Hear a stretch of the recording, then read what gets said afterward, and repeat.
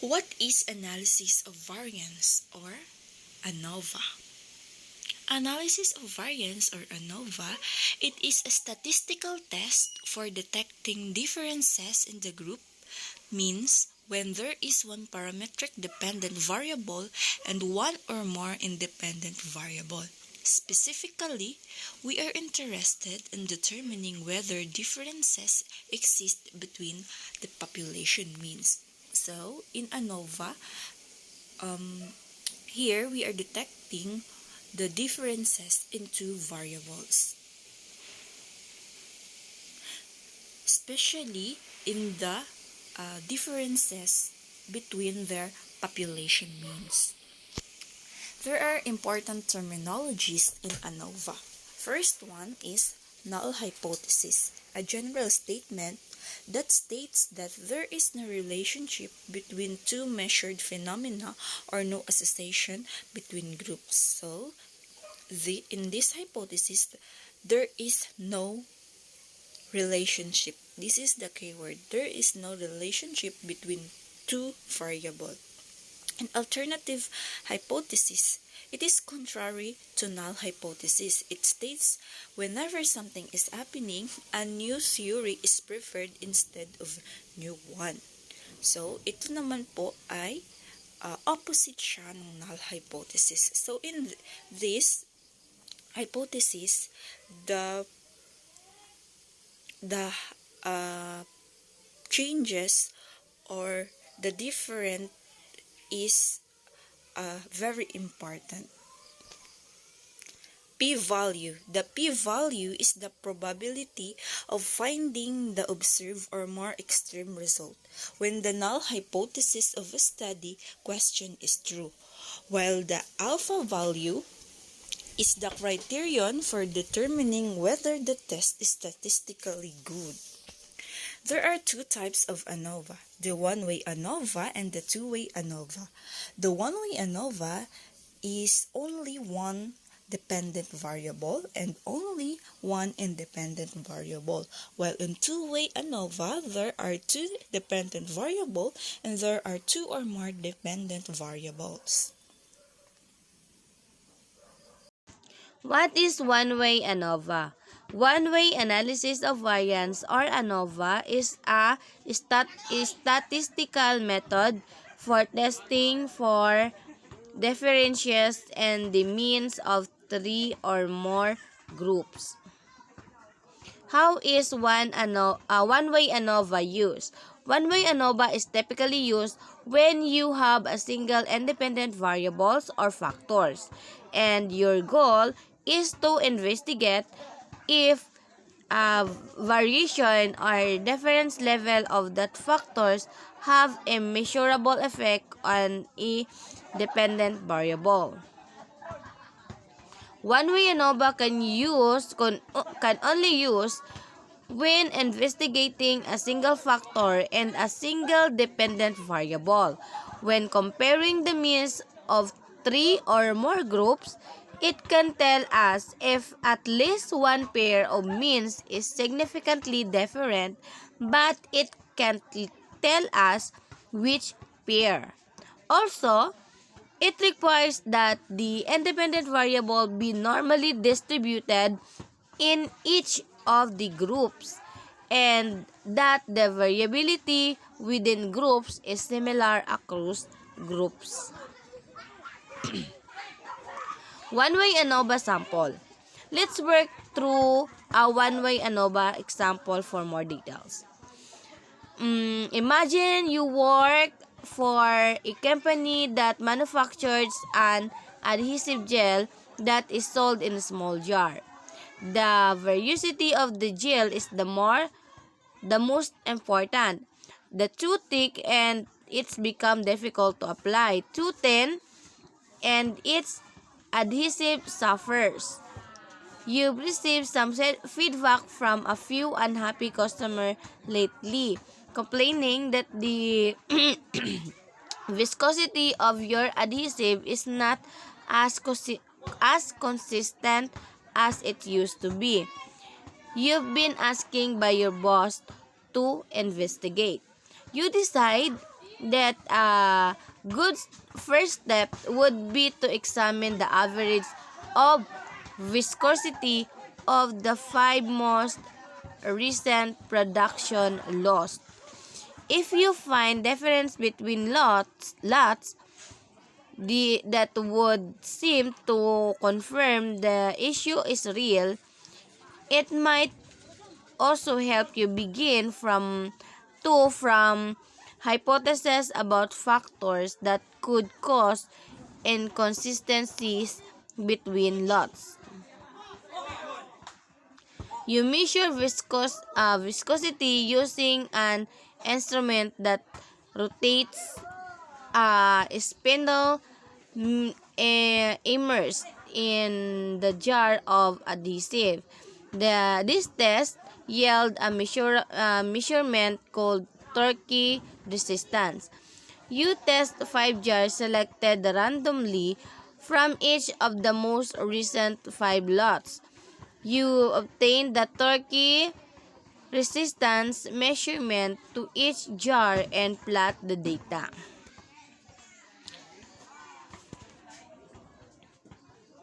Here's the result. From the lots of the data, you observe that torque measurements from the lots of 3 jars tends to be lower than the torque measurement from the samples taken from the other lots.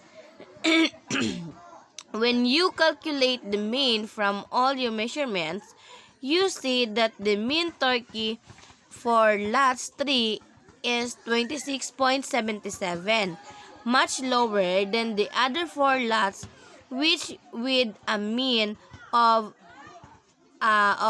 around 30. The ANOVA table and ANOVA results are typically displayed in an ANOVA table. An ANOVA table includes the source of variation, including the factor being examined, or in our case, lot, error, and total. DF, that is the degree of freedom for each source of variation. Sum of square or sum square is or SS for each source of variation along with the total from all sources. Mean square, that is the sum of square divided by its associated degree of freedom. F ratio, that means square of the factor or lots divided by the mean square of the error. And prob, the p-value. One-way ANOVA calculation. To explore the calculation that result in the ANOVA table above, let's first establish the following definition. NN, or number of observation for treatment, or in our example, in or in not total number of observation.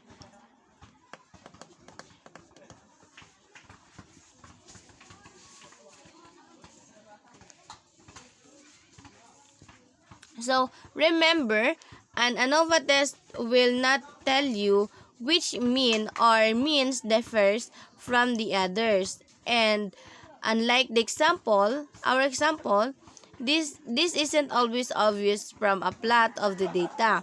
One way to answer question about a specific type of difference is to use a multiple comparison test. For example, to compare group means in the overall mean, you can use analysis of mean or ANOM. To compare individual parts of individual pairs of means, you can use the Turkish-Kramer multiple comparison test. The two-way ANOVA. A two-way ANOVA or analysis of variance is used to determine whether or not there is statistically significant difference between the means of three or more independent groups that have been split on two variables. When to use a two-way ANOVA? You should use a two-way ANOVA when you like to know how factors affect a responsible variable and whether or not there is an interaction effect between two factors on the response variable. With the two-way ANOVA, there are two independents. For example, a two-way ANOVA allows a company to compare worker productivity based on two independent variables such as department store and gender. It is utilized to observe the interaction between two factors. It tests the effect of two factors at the same time. The two-way ANOVA assumptions. For the results of a two-way ANOVA to be valid, the following assumptions should be met. Number 1, normality. The response variable is approximately normal distributed for each group. Second, equal variances. The variances for each group should be roughly equal. Third, independence. The observations in each group are independent of each other, and observations within group were obtained by a random sample.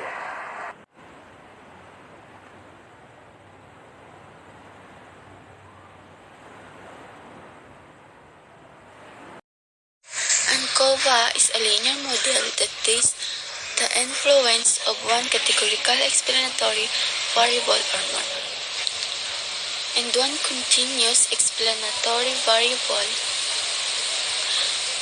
on a continuous response variable. Each level of the categorical variable is described by its own slope and intercept, in addition to testing if the response variable differs for at least one level of the categorical variable. ANCOVA also tests whether the response variable might be influenced by its relationship with the one continuous variable, called the covariate in ANCOVA, and by the differences between group levels in the way that the continuous variable influences the response, i.e., the interaction. The ANCOVA hypotheses are thus that there is no difference in the mean among levels of the categorical variable. There is no correlation between the response variable and the continuous explanatory variable. There is no interaction between the categorical and continuous explanatory variables.